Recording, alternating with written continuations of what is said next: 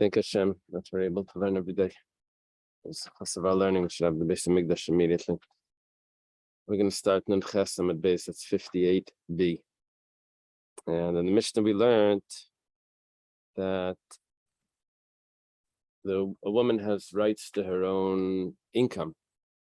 And so therefore, if the husband consecrates her income, the products of her work, so it doesn't become consecrated. It's still hers. However, there is the surplus that there's a machlekes about. The surplus that she has, that's a machlekes Reb Meir and Rabbi Yochanan. Well, in the Gemara, we have a statement from Rav Huna in the name of Rav that a woman is allowed to tell her husband that I don't need your food and I'm going to keep my income. So instead of her income going to the husband and the husband supporting her, she says, you keep your food, I'll keep my income and I'll support myself. So the Gemara now says, if that's the case, then that means that the institution of the husband providing food for the woman means that it's all for the benefit of the woman. As that exchange of the husband providing food and the woman giving the husband income is really all based on the woman's benefit, and therefore she can say, if I'm not interested, she can reject that whole arrangement. Gemara now says, Lema Messiah, I'll bring a support for Rav Huna's statement that the woman can reject this arrangement. It's all based on her for her benefit. Our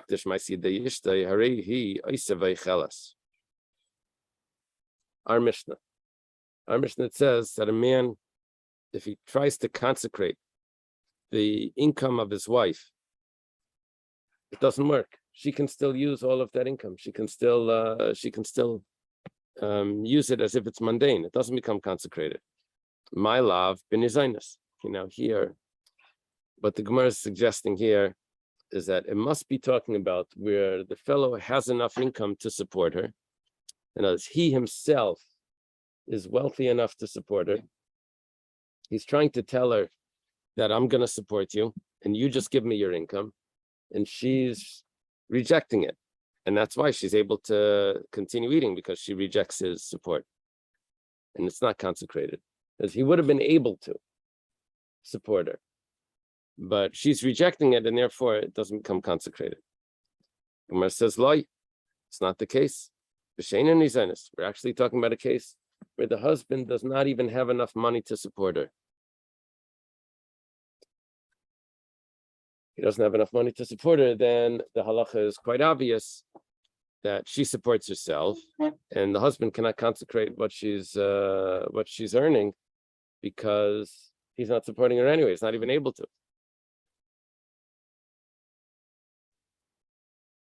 What we just did here is we were looking to say that Rav Huna, the statement of Rav Huna that a woman can reject the support of her husband, we can see from our Mishnah. Because even though he was able to support her, but she's able to reject it. And therefore, her income doesn't become consecrated. Because she rejects the support of her husband, so she keeps her own income, and it doesn't become consecrated by the husband's statement that the work of your hands is consecrated. Because she keeps it for herself. Where it now says, you really have no support for that. Because here we're talking about a case where he doesn't have the means to support her anyway. That's why he can't consecrate her income. The Gemara says, if he doesn't have the means to support her, then what do I need a Mishnah to tell this to me? Of course he can't consecrate her income. He's not supporting her. He can't support her. Gemara says, it continues elaborating on this issue. Like it's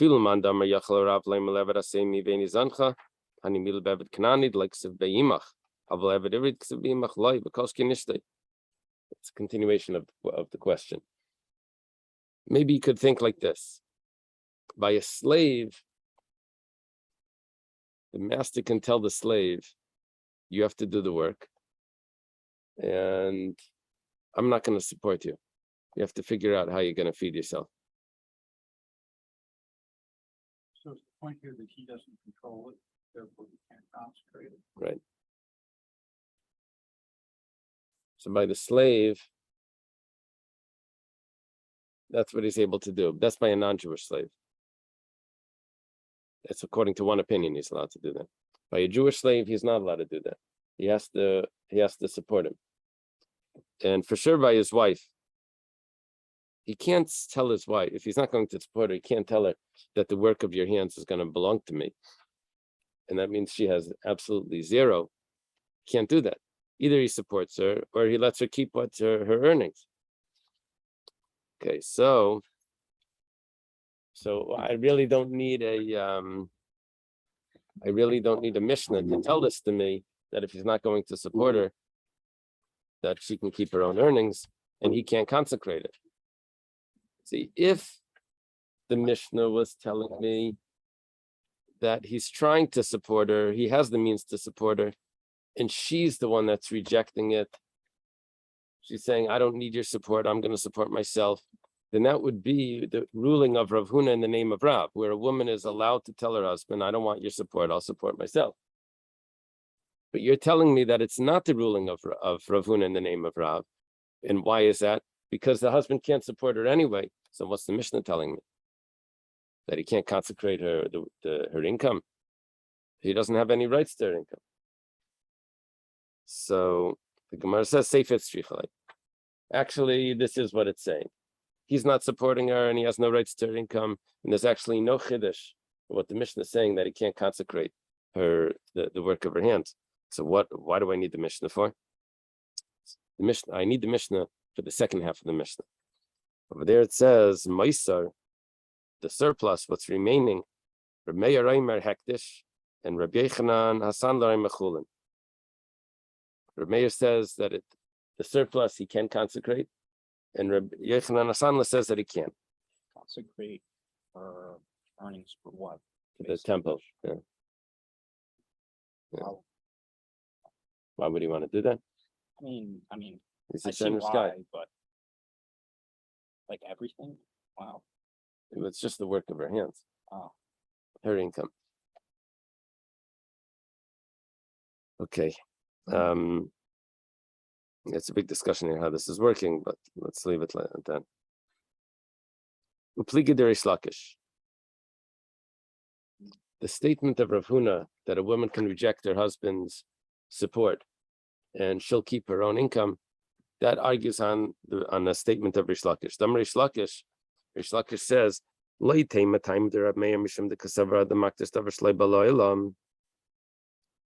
does Reb Meir say that the surplus he's allowed to consecrate? The surplus of his wife's income, the husband can consecrate. Let's say, well, she hasn't earned it yet, right? She's going to earn it. Say maybe what Reb Meir is telling me is that a person can be makdish davar shalei b'laylam. A person can consecrate something that hasn't come into the world yet. See, the futures. So that's not the reason. What's the reason for a mayor? Because he's able to force her to give him her income. It's as if he's saying he basically owns her hands. He's saying your hands are consecrated to their maker, which means to Hashem.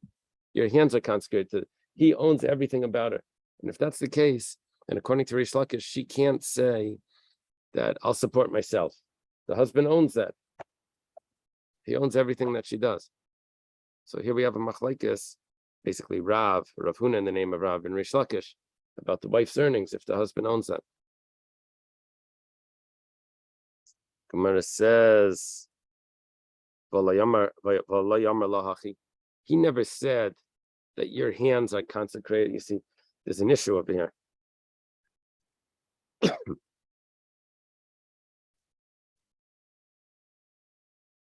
Her income is not in the world yet. So how do we get it in the world that he could consecrate it? What we do is we say that it's not the income that's consecrated, it's the tools that are consecrated, everything the tools make. Now here, the tools are her hands. See, the tools are in the world, her hands are in the world. he's consecrating the work of her hands, means he's consecrating everything that comes from her hands, and her hands exist. You do that. You allow that. That's what Rish Lakish is saying. So Gemara says, but he never said that. He only said the work of her hands. The Gemara says, "Kimin da shemin lel Rab Meir da marina da mitzi devar of levatala." Since we've also heard another statement from Rab Meir that a person would never express anything that's worthless, that's in vain, and because over here he said he's consecrating what her earnings. So he can't consecrate earnings, so he must mean something else. So in order for it to make sense, we have to adjust it just a little bit so that it should be effective. And it's nasa kaimala. It's as if he said, "Yikadsha yadayach la'isayim," that your hands should be consecrated to their maker, which means to Hashem, to the base of Mikdash. The Gemara now asks, "V'savar Rab Meir eina demakter stavar shlei b'la'olam." According to Rish Lakish, you were trying to tell me, Rish Lakish is trying to say that Rab Meir holds that a person cannot consecrate something that doesn't exist yet. Saying, is that really so? But we have a statement from Rab Meir. Tanya, we have a brisa. Someone says to a woman, "You are betrothed to me after I convert." Yeah. He is saying to her, or the opposite, or after you convert, you're betrothed to me. And he's giving her the ring now. So it's something that doesn't exist yet. She's not Jewish yet, or he's not Jewish yet. And nevertheless, let's see further. He says, after I become freed, he's a slave. He says, when he becomes freed, he becomes emancipated. So then he becomes Jewish and he actually do this betrothal, but right now he can't. After you become freed. He says, after your husband dies, I'm betrothed to you. Kill your husband. Right. Or he may be married to her sister, and he goes over to his wife's sister, and he says, after your sister passes away, I'm betrothed to you. Whoa. Because he can't marry two sisters. Not nice. Right. That makes sense. I don't know all the details of what's going on there to comment. You have to fill in the blanks. So he's doing the betrothal at a stage that's a little bit too early. Or after you do chalitza, right? And then you become free to be able to marry him. Rab Meir, Aimer Mekudeshes. Rab Meir says that it works, which means that a person can cause something to take effect even though it doesn't exist right now. So why was Rish Lakish saying that? Don't say the reason for Rab Meir was because a person can be makdish something that doesn't come into the world. Rather, it's because he's consecrating her hands, which exist already. But we see that it's not a problem anyway. Rab Meir holds that a person can consecrate something that doesn't exist. It says miyahi in. So you're right. They're consecrating something that the wife is going to make. Make, right? And Rab Meir says that it works.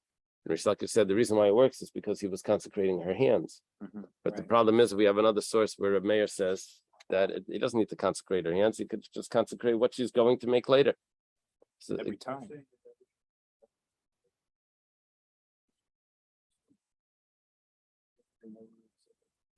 yeah, so what we're saying now is that according to Reb Meir, Rish Lakish didn't need to go through this whole big deal where we're adjusting what the words of the person, that since he said, I'm consecrating the work of your hands, which doesn't exist. And since a person would never say something that's meaningless, so therefore it must mean that what he really meant to say is this whole thing is not relevant, because Reb Meir holds that you can consecrate futures. Isn't there a general by itself that which does not exist? Right, except according to Reb Meir. So there's a general rule, you can't buy or sell what doesn't exist. His wife exists. So if a luck would have a problem. Her hands, right? Oh, yeah. But Rameir is the exception to this. Rameir holds that, yeah, that's in that Gemara over there. But the Gemara over there says, "Hainu kumay peris dekel." Remember that? The Yeah, Gemara. so this is really about what's he really, this part about what does a husband really acquire when he's finding his wife? Right, How far does that go? right.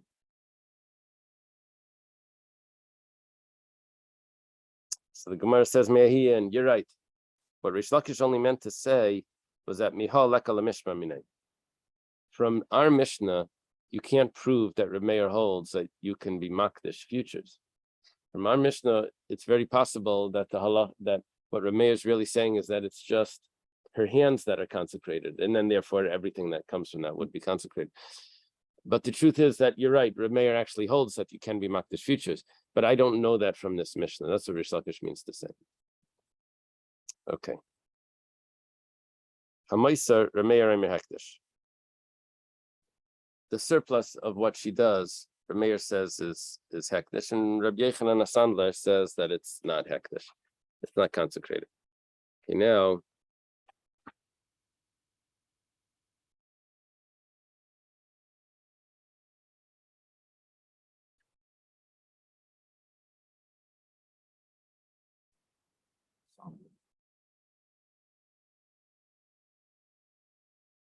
there's a Mishnah later that gives us a standard of what is the expected amount of income that a woman should make should produce, what she should be producing, and it says, Minimum wage, right? yeah, it's something like a minimal wage, but no, it's because here we're talking about a surplus.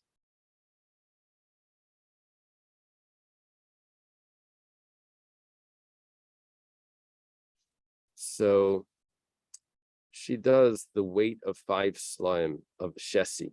In other words, if she was spinning threads, so there's 2 threads, there's the warp and the weft. The warp is attached to the loom. It's supposed to be a thicker thread. She's supposed to make 5 slime a week, I think. Okay. So that would be corresponding to what the husband would supply her with food. Right? He gives her food and she has some sort of income, which is that minimal amount of income that she did. I'm thinking, if you can't, it's always said you can't buy someone to invest in existence. How could you like buy something for somebody to make something? I'm not gonna ask you, so I don't understand. So what do you mean? No, like you get a normal business, you buy from the factory, you have them pay them. You give them an order, you pay them, but if it's run, pay them up front, and then they make something, you have to come into existence. Right. That's an uman. That's a craftsman. Where you can pay him before, you can pay him after. The question over here was if a person can buy whatever the field is going to produce for next year. Can I just buy it now before it's grown yet? It's right. It's uncertain. It doesn't exist.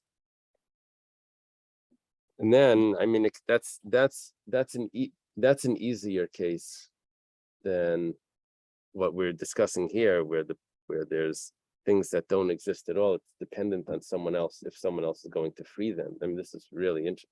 Someone's going to need to free them. Someone's going to need to die. So that there's things that are not, fruits maybe are going to grow, at least on the trees here. There's expectations, but then, there's other things that you don't know if it's ever going to happen. Okay. We buy a field. You buy the remaining years before they go back to the original owner. Right. So you don't know what it's going to produce, but there's an expectation of it. Right. With the right fertilizer, you can expect what it's going to Right, produce. and that's Right. what you pay. Right. So that's the future. That's the idea is the Yeah, craft. but over there, you're not buying the fruits. You're actually buying the land, and then you do whatever you want with it. If you decide not to plow it, that's fine. You already pay the Right, expected price. yeah, because you rented the land.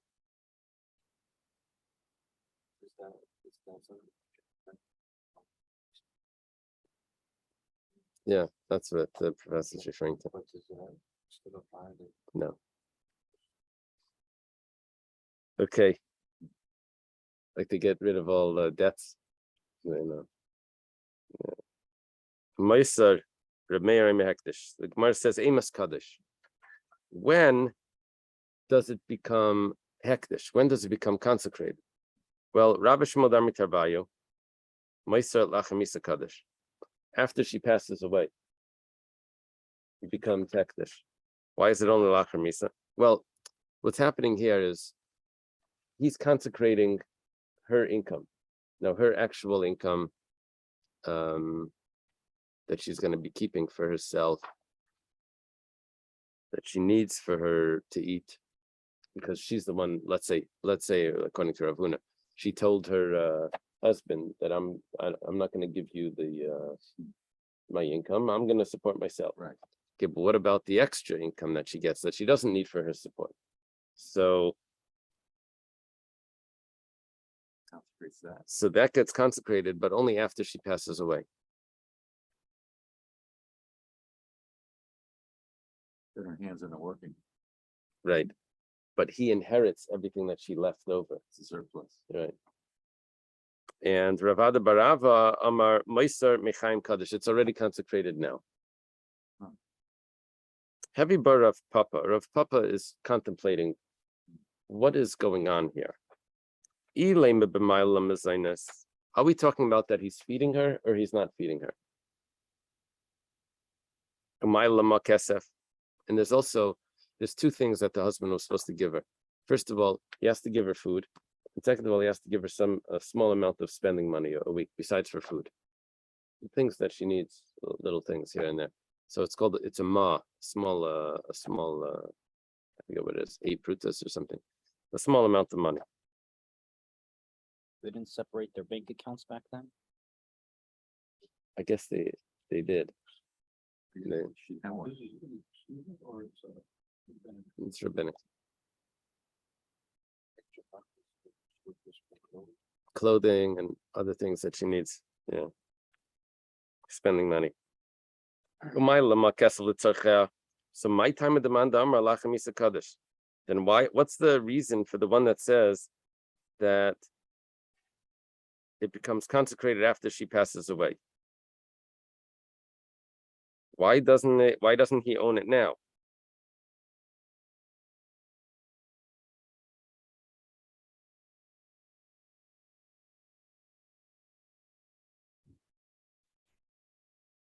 Yeah, that's what the question is. The Gemara says, it must mean that he's not supporting her. So she keeps it. He's not giving her food. He's not giving her the extra spending money. So my time of the mandam mechaim kaddish. So what's the reason for the one that says that it becomes consecrated now? She should really be keeping all her income.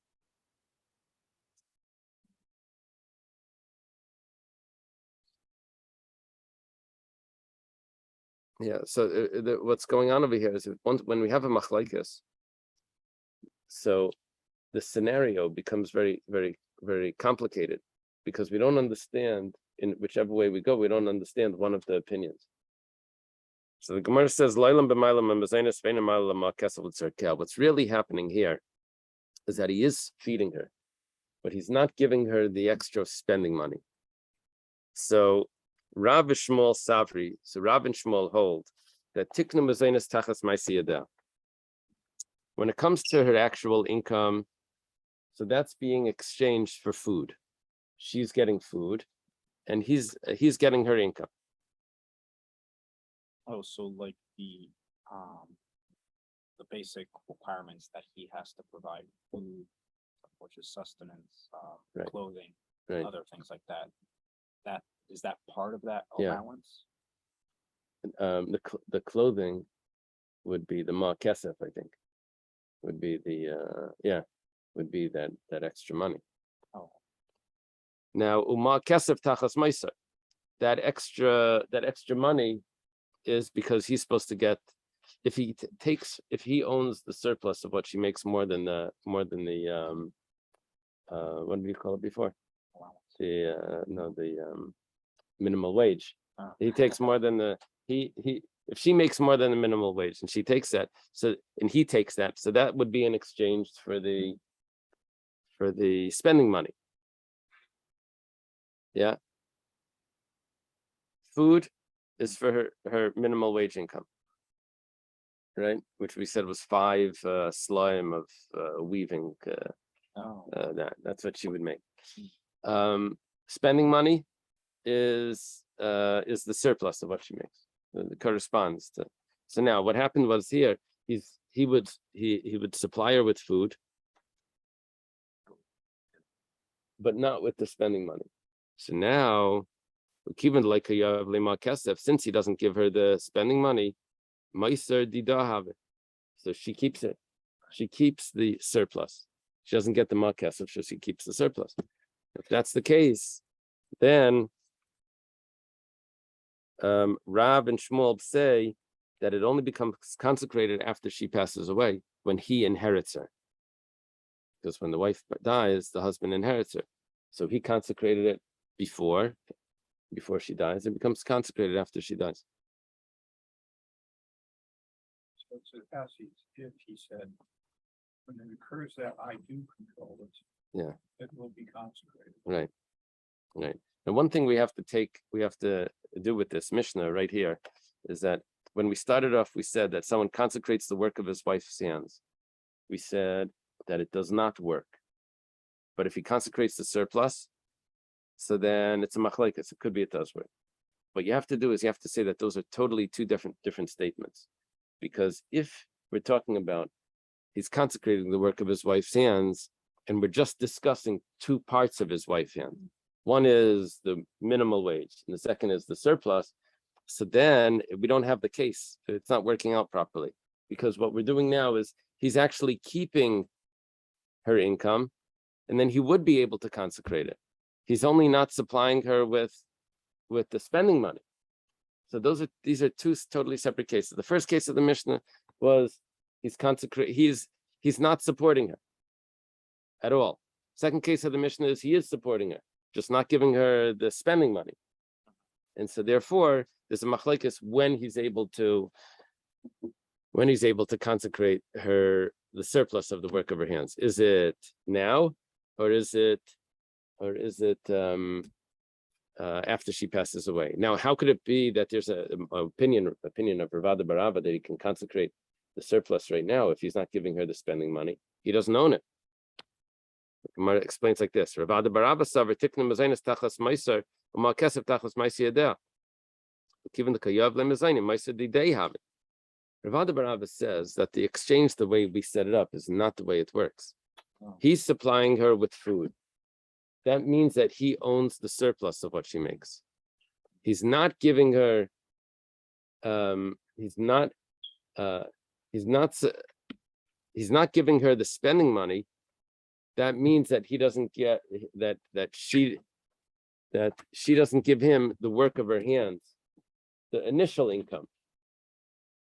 The surplus he's getting. It's exactly the opposite. Now, when you see the explanation for this, you'll see. What is going on over here? What is the machlekes between Rav and Shmuel? If the husband owns the surplus of her income or not, and Ravada Barava that says that he does, and Rav and Shmuel say that he doesn't until he inherits her. So Mar Savar midi d'shchiach midi d'shchiach. What would be the most common?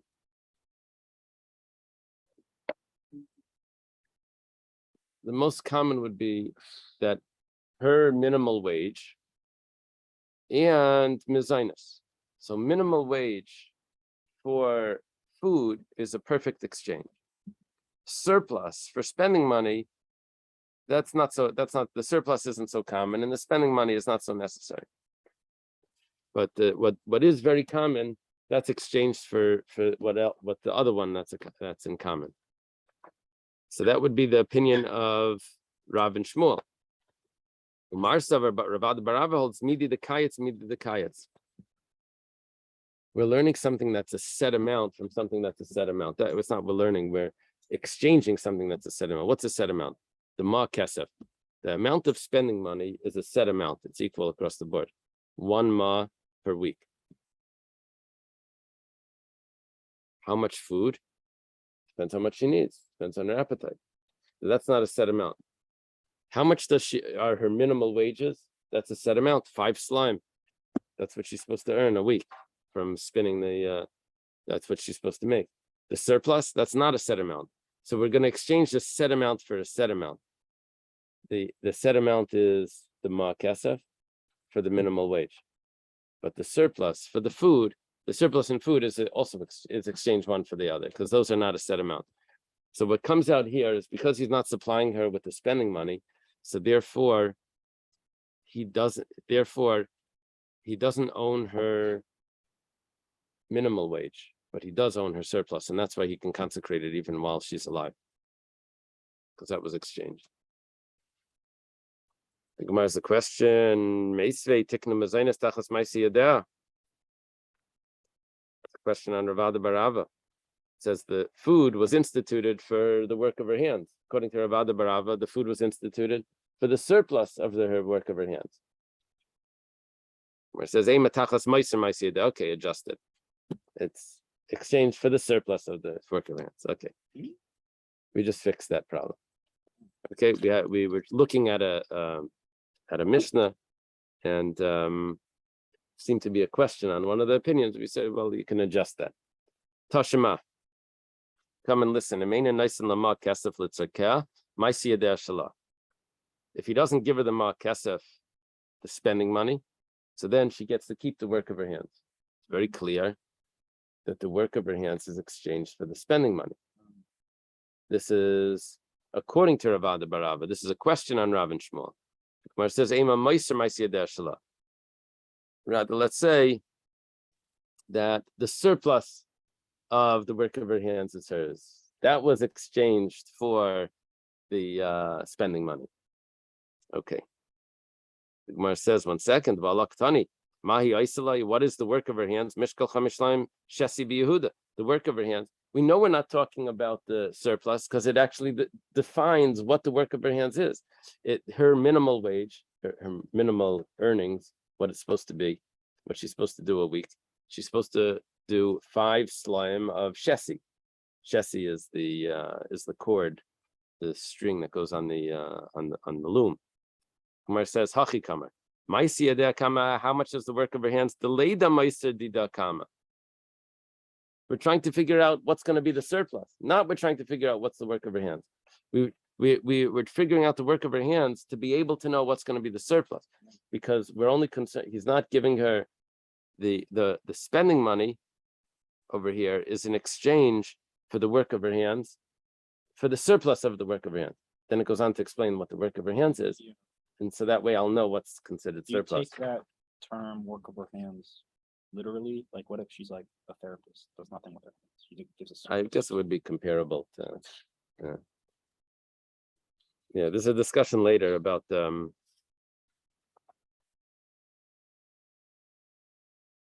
working.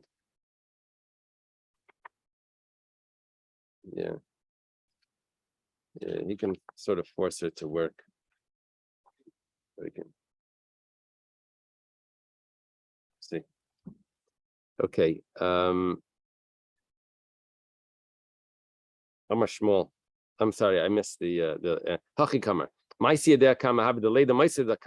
And what the answer to that is Mishkal Chamish Slime Shesi B'Yehuda Shemes Slime B'Galil. It's 5 slime of Shesi in Yehuda, which is 10 slime in Galil. The coin was half of what it was in Yehuda. So it's 10 sela in Galil in the Galilee, which is only 5 in Yehuda. Okay. Amar Shmuel Alachik Rabbi Yochanan Asandler. Shmuel says halacha is like Rabbi Yochanan Asandler. Now Rabbi Yochanan Asandler held that in the Mishnah that if the husband consecrates the surplus of the work of her hands, it doesn't become the profit, the extra. It doesn't become consecrated. And don't forget that Shmuel before told us that we're talking about la'achar misa, after she passes away. So it doesn't become consecrated even after she passes away. Okay. Gemara now asks, Shmuel Hachi, Does Shmuel really say that? But we have a Mishnah. If a person says, the woman says, that my earnings should be forbidden for you to have benefit from. There's an expression here called kainam. Kainam is a nickname for carbon.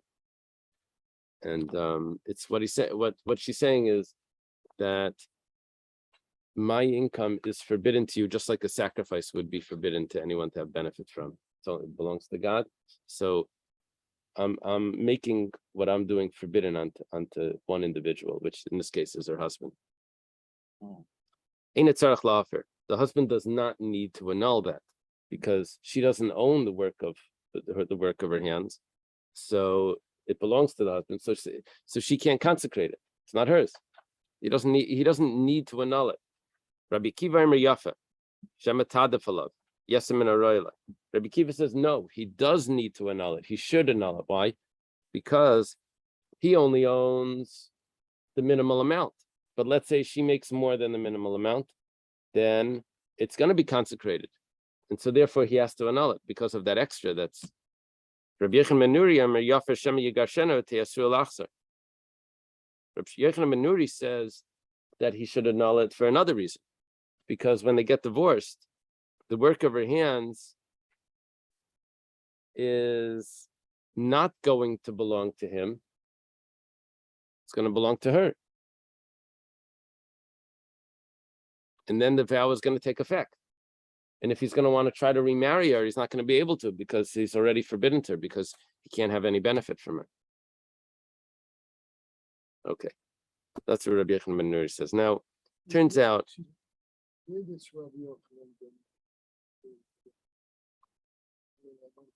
it looks like it would look like he's around Rabbi Akiva. So look on the other page on the Tanai. Ben Zakkai. Yeah, I think he's on the chart actually. You want to pass me your book? Let me look at your You're right. Same time as well. That's Rabbi Akiva. All the way to the left.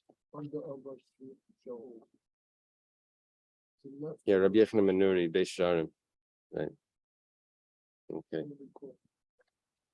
So the same story that we consecrated by his mother. So Nazir. So her husband could have annulled it. Is that why it's important? He says whatever you do what you want.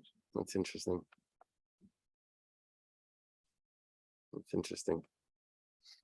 I don't know if a Nazir works like that. I guess a Nazir could be matineder as on his Nazirus. I guess it could work like that. But yeah, maybe that's the pshat.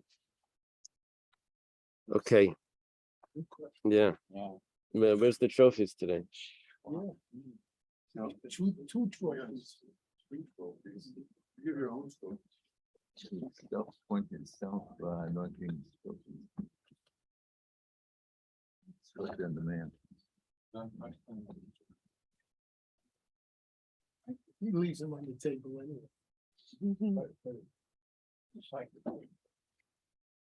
What?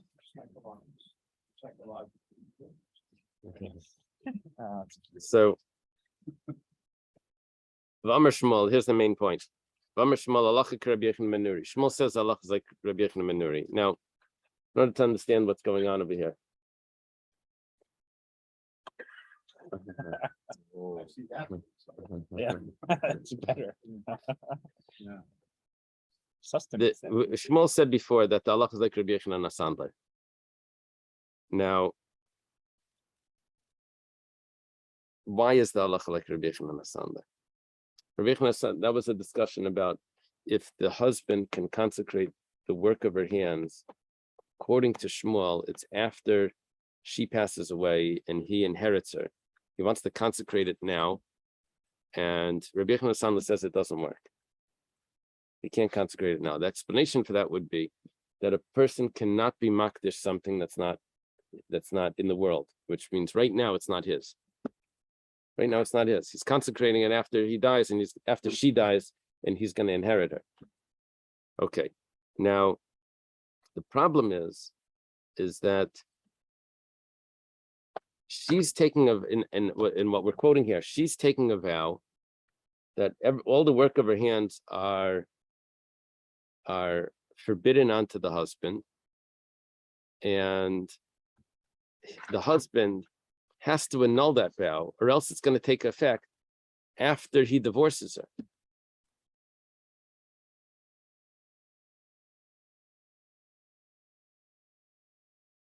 Comes out that she's able to take a vow she's able to consecrate the work of her hands for a later time. And Shmuel said before that a person cannot consecrate something at a later time. So it's a contradiction. So the Gemara answers, what Shmuel really meant when he said the halachas like Rabbi Yechon Menuri is talking about the surplus. Now, the way Rashi learns this is that, we didn't answer the question. I don't care what it is. If it's at a later time, so then we still have the same contradiction. Later, if it's the main income or if it's a later income, it doesn't matter. So Rashi says, you're right. That question still exists, but the Gemara has another question and it gets rid of it with the other questions. It takes the Taisus doesn't learn like this. Taisus learns that he didn't mean that the halacha is like Rabbi Yechon ben Nuri about consecrating things in the future. What he meant to say, the halacha is like Rabbi Yechon ben Nuri, is just that the husband owns the surplus income. That's what he means to say. Okay. Whatever the case is, if we learn like Rashi, the Gemara gives us an answer which doesn't answer the question, but we're going to ask other questions. So ignore that. Ignore the question that we're not asking. It says Valema halacha Rabbi Yechon ben Nuri dafa.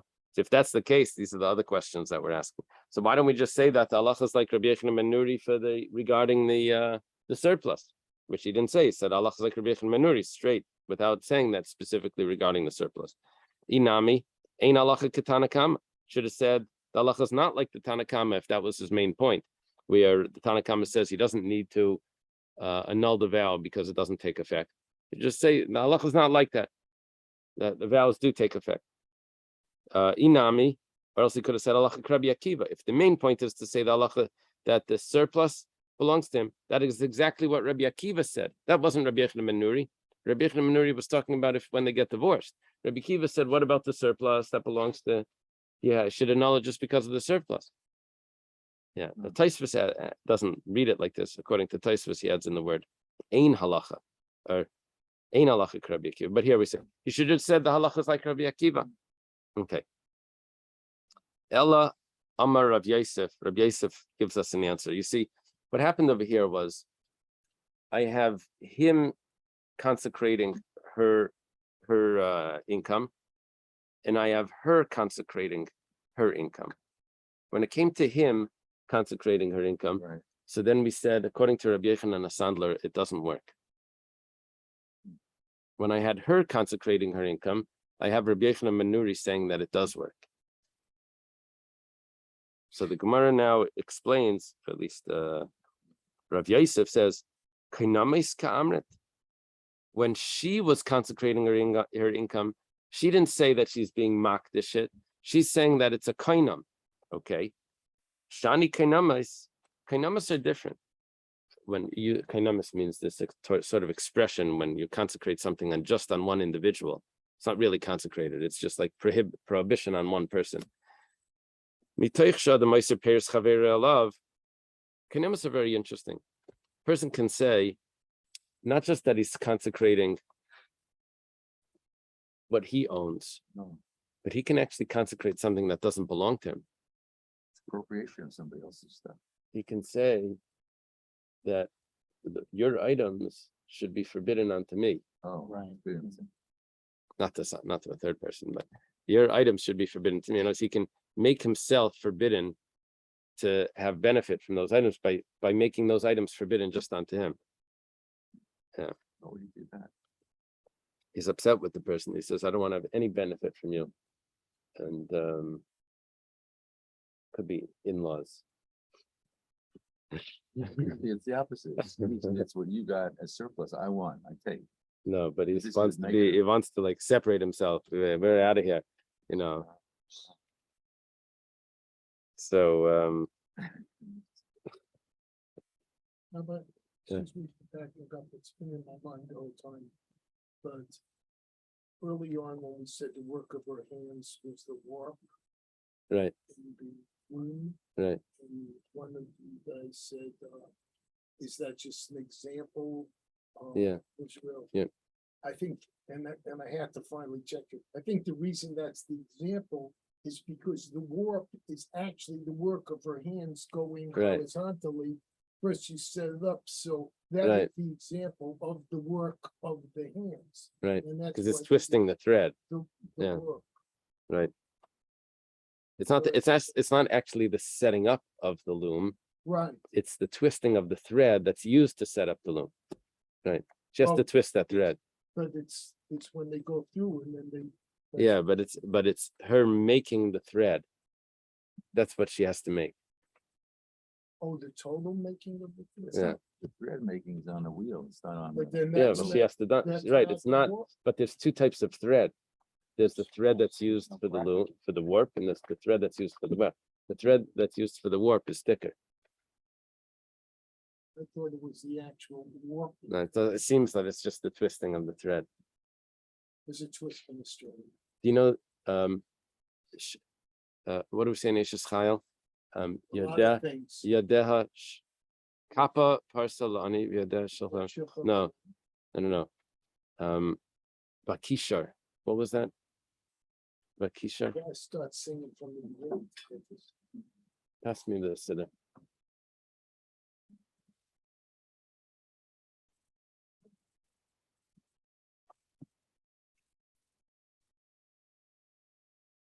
Yeah, unless you say it in English, this is a very difficult word.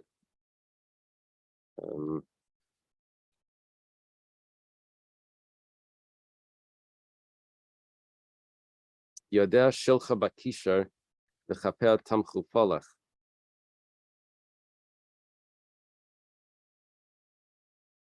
I think the kishar.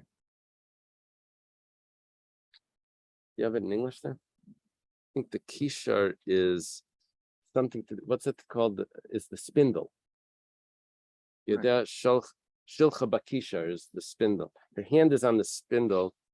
The kaper and her palm is supporting the polach. It's translated as a distaff, but I think it was supposed to be like a stick that the raw wool was like wrapped around, and the spindle would spin it off. It would just pull out of this bulge, you know, it would just pull out and become thread. Anyway, that's what she was supposed to be doing. So that's the okay. I guess you spin it. It has a weight on it. By The the way, spindle. it's actually Yeah. the work of. It's work of the hands. Yeah. So it's not loom at all. It's spinning. It's the spinning of the press. thread, but there were two types of thread. One was supposed to be thicker. Right. One, so talking about the thicker one, which I guess means it's more harder. Okay, Just for the record, which is warp and weft, which is which? I think the Warp goes warp. on. Yeah, but I think the warp is attached to the loom, and the weft.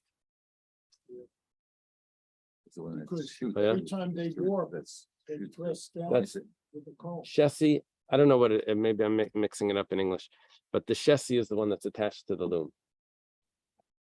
and the Erev, which I thought it was. So we learned that making cloth and clothes is part of the job. Yeah. So is surplus no sir or is it Odef? That's the same word. They Yeah. change them. Yeah. Odef and Mosar are the extra. Both of them mean extra. They use them surplus. interchangeably. Yeah. Yeah. I'm not sure why. I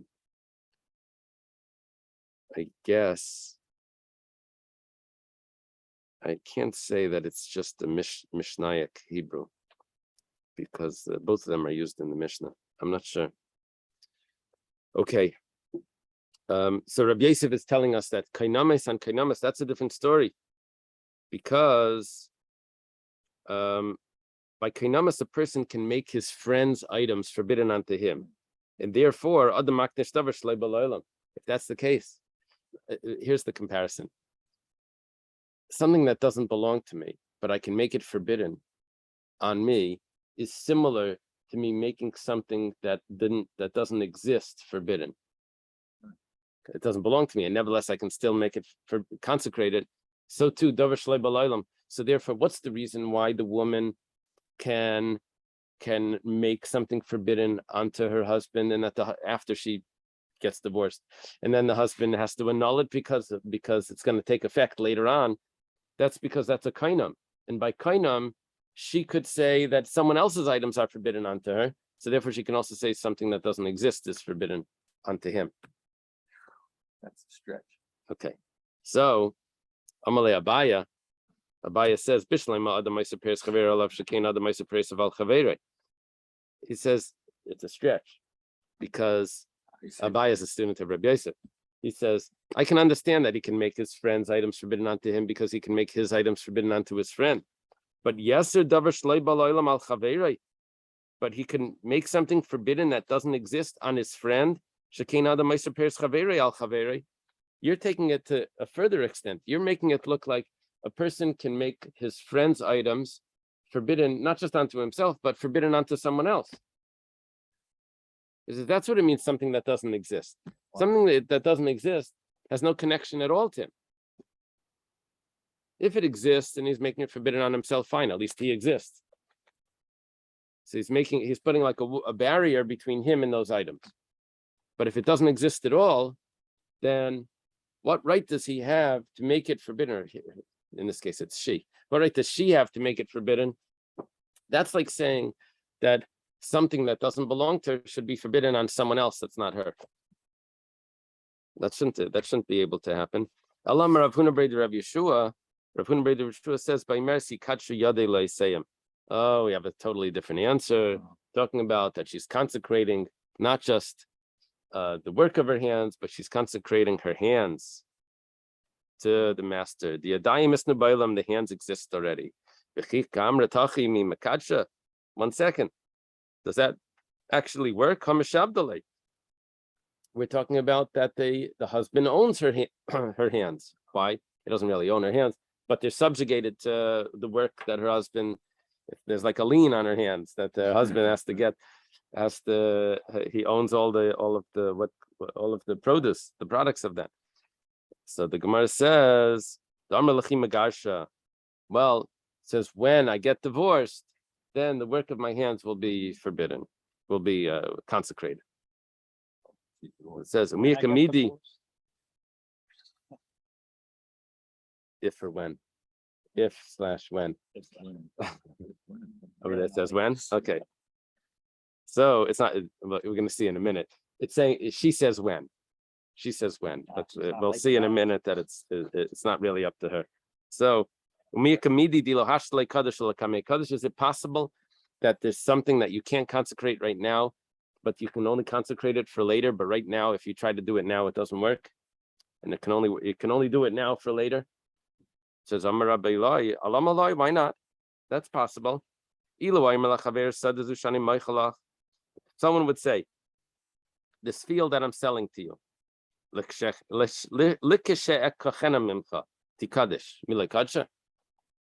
guy owns a field. Yeah. He says, I'm going to sell you this field. When I buy it back, it's going to be consecrated. Can't he do that? He's consecrating it for when he buys it back. You see, you can do something for later. He's selling it to him now. When he sells it to him now, he won't be able to consecrate it. But when he buys it back, he will. He's Must- making that statement now. Right. He's making the statement now. Wow. You do that. When I have a child, he will be consecrated. Yeah, like Right. Shimshon.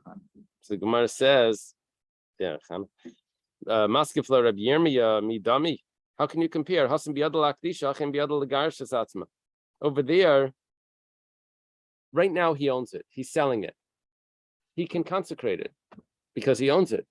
But she doesn't decide if she's getting divorced. He decides if she's getting divorced.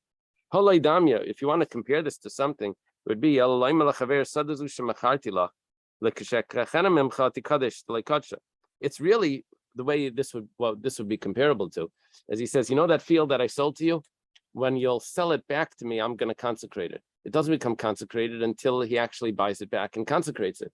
But it's not up to him for the other person to sell it to him. The other person say, well, I'm not selling it to you. So this it doesn't work because it's not in his domain, his jurisdiction to do that. So Maskefla Rav Papa says, me dummy. 1 second. That case you're going to compare to the woman getting divorced. Hasam gufo peris biyada de lekeach. Hacha gufo biyadahu. Over there, the field and the produce belong to the other person right now. But over here, this is her. She owns her body. So she can. She's just subjugated to him. But her body she owns. Halei damya. This would only be comparable to Elalaimer lachaverai. Someone that says to his friend, Sadazu shemashkanti lach. This field that I've given you as a collateral. I'm sorry? Mortgage to you. Likashef denamimcha. When I actually pay back the loan and I get the field back. Tikadish. It should become consecrated. The kadsha, that it should become consecrated. Because he really does own the field. It was just mortgaged. So too, her hands are like mortgaged to him. So she should be able.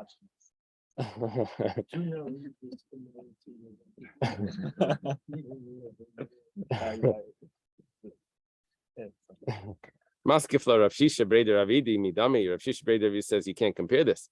Hasan biyada leftaisa, acha im biyada legarishes hatzma. She's not just mortgaged to him. This is worse than that, because over there the guy he owes someone money, so his field is mortgaged to him, so he could go pay it off and it's his. But over here, her hands are mortgaged to her husband, and they're subjugated to her husband. But she can't redeem them. She can't divorce herself. He has to divorce her. So she has no say on what she consecrates. Halei damya, if you want to compare this to something, it would be the kadsha. Should be comparable to someone that says that the field that's mortgaged to you for 10 years, when I redeem it,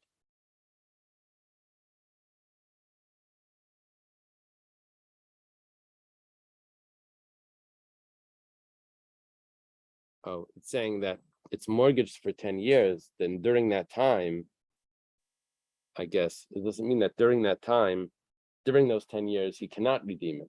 He can't take it back. He has to wait for the end. That's what we're comparing to the woman that can't get divorced. But over there, it does work.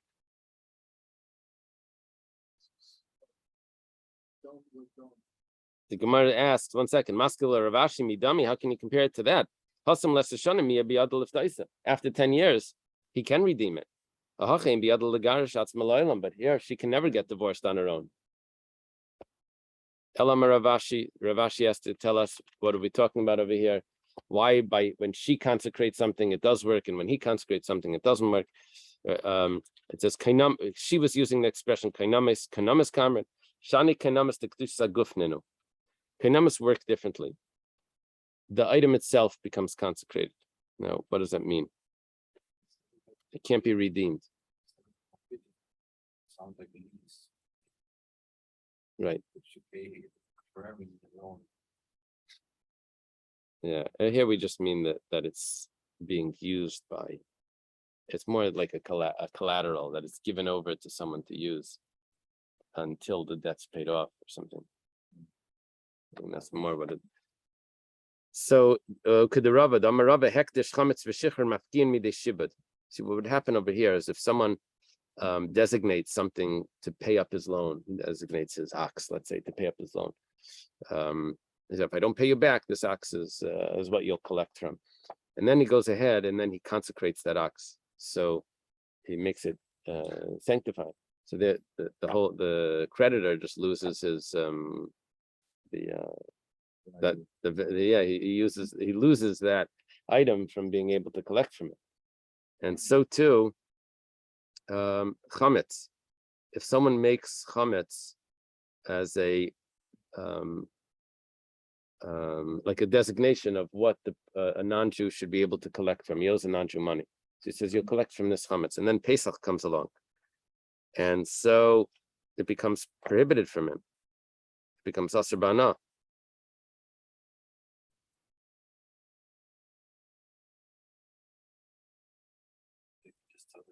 He needs something else to use. He can't give it to the Gentile because he's not allowed to have benefit from it. Just for that week. Yeah. No, even afterwards, forever. And Shikhr, let's say someone before he can use it, but once Pesach comes, it's finished. Yeah, you could quickly. Yeah, quickly. You could say, take it right now, quickly. What can you not do? He can't pay back a loan with chametz that was even to a non-Jew.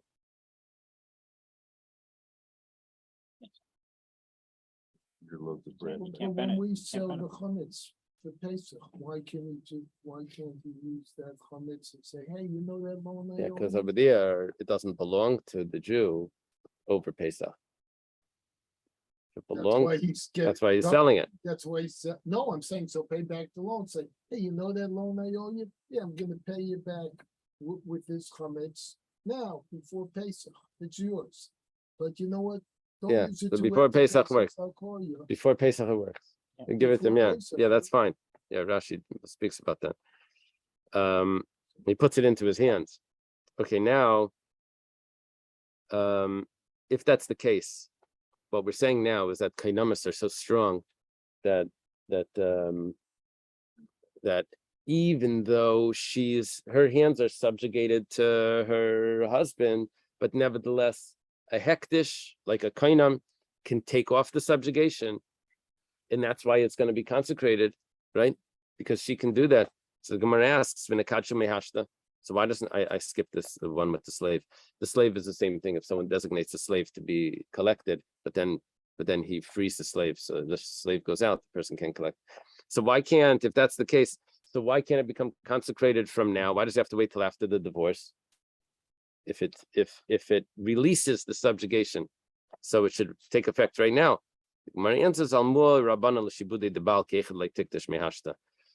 The sages instituted that the strength of the husband is stronger than that, and she can't release that the lien that the husband has on her income, that she should be able to consecrate it from now. Okay, I don't want to fall too behind, but I have to stop. Let me go through the Mishnah. The following is work that a woman is obligated to perform for her husband. Techenes, she's supposed to mill the flour. Va'ifesh, she's supposed to bake. Mechabeses, does laundry. Mevasheles, she cooks. Minika espina, she nurses the son. Matzas layamita, she prepares the bed. Va'isa betzemer, she works with the wool. Let's say she comes in with a maid. Now, what does she get out of? She has already help. What does she not have to do? So she doesn't need to mill, she doesn't need to bake, she doesn't need to do the laundry because the maid will do that. Shtayim, 2 maids. if she has 2 maids, then she doesn't need to, she doesn't need to cook and she doesn't need to nurse the baby. One of the maids will nurse the baby. Could be a brick layer. Shalish, if she has 3 maids, doesn't need to do that either. She doesn't need to make the bed, and she doesn't need to do the wool. Arba, if she has 4 maids, Yeshevis, and I'm not sure what she does have to do. Then if she has 3 maids, we'll have to see. But 4 maids, Yeshevis bekatdera. She sits on a throne. Nice. She's like a queen. Is there a expression for this? Oh, Jewish American princess? yeah, Jack. Yeah, there's the queen. Okay, Rabbi Eliezer Reimer. Rabbi Eliezer says, "Afilu echnisa le'mei shvachis kofel asis b'tzemer." Rabbi Eliezer says, no. Even if she has 100 servants, you force her to do work with the wool. Shabbatala meibel de zima, because if she's just idle, then she's gonna come to licentiousness. She's, yeah, devil's play, right? Reb Shimon ben Gamliel Eimer, if a mother sees timilastis malacha yotziv eaten ksuba. Reb Shimon ben Gamliel says if someone forbids his wife from doing any work, she's allowed to leave. She can leave that marriage. Why? Shabbatala maybe shimam, because idleness will bring her to becoming insane. The Gemara says, what are you saying? That she's going to do the mill? The mill is done by either the wind or by water. Elaima matchenes. She prepares it to be ground. The other. Or it could be maybe it's talking about a hand mill, a small mill that they turn by hand. Masnisan like Reb Chia, our Mishnah doesn't fit with Reb Chia. The Tanya Reb Chia says, Reb Chia says, that's not what women are for. A wife is just to be pretty. A wife is just to have children. Doesn't have to do any work. But Tani Reb Chia also taught a woman is just to be dressed up, just to buy her presents. Tani Reb Chia writes that she had an assistant. Someone wants to make his wife, I guess, what does it yadin mean? Yadin, so beautify his wife. Beautify. Yalbishena kli pishtan. He should dress her with linen. All right, so she yalbina spita if he wants to make his daughter's skin white. So yachelena freichem. You should feed her small birds, and the ashkena chalav samach lepirka, and you should feed her milk when she's reaching the puberty. Minikes bna, and she nurses the son. Lemasnisin like a beishamai. Let's say that our Mishnah is not according to beishamai. The Tanya was done in a brisa. Nadra shleila hanikes bna. Who's the nadra? He vowed or she vowed? She vowed. She vowed not to nurse the son. Beishamai yomrim shemetes dad mipiv. She doesn't nurse the son. Bisilan kaife o menichtai. It's Rabbi Sil says no. We force her to nurse. Niskarsha. If she gets divorced, if he divorces her, ain't a kaifa, then he can't force her anymore. Bimhaya makira. But if the son already recognizes his mother, that means that he'll only nurse from her and not from someone else. Then it becomes dangerous. You pay her, but you still force her, even though she's divorced and she's not under his jurisdiction. But still, I guess the Bezdin forces her to nurse the child because of danger. So what are we seeing over here? We said that she has to nurse the son. And Beishamai says that if she could take a vow, she doesn't have to nurse the son. Gemara says, "I feel time Beishamai. Hachmaiskin going shenadra he bekayim lahu." Over here, we're talking about if she took a vow, and he kept the vow. He says that he could annul the vow, but he didn't. He said, "Okay, if that's the case, because Sabra Beishamai, who knows that it's all his fault. He stuck his finger between her teeth. Now he's stuck. He has to hire someone else to nurse the son. Beisil Sabri." He nasna etzba ben shina that